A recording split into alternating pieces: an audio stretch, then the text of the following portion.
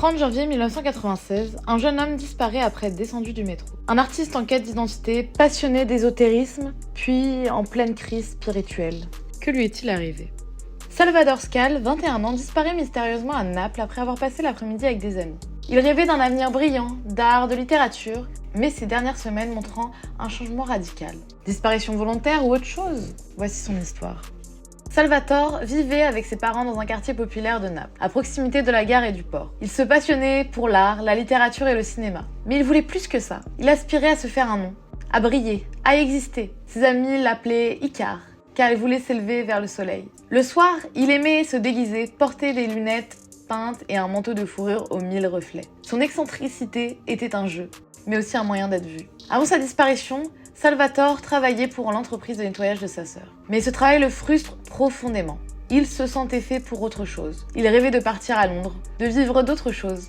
Sa sœur elle-même disait « Il était trop instruit pour ce travail ».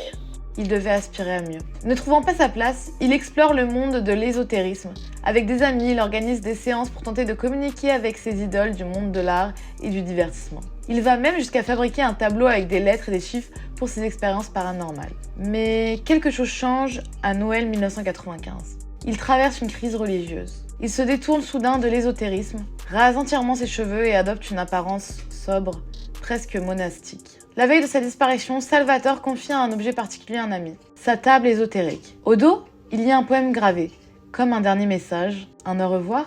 Puis, le 30 janvier, il passe l'après-midi avec ses amis jusqu'à ce qu'il l'accompagne au métro. C'est la dernière fois qu'il sera vu. A-t-il fui pour recommencer ailleurs? S'est-il volontairement effacé de la société? Ou lui est-il arrivé autre chose ce soir-là? Naples, ville intense et parfois dangereuse, garde ses secrets. Plus de 25 ans plus tard, aucune trace de lui. Que s'est-il passé réellement le 30 janvier 1996? Salvatore voulait exister. Son histoire est-elle celle d'un homme qui a voulu s'effacer ou d'une disparition non élucidée? Partagez cette vidéo pour que son histoire ne soit pas oubliée.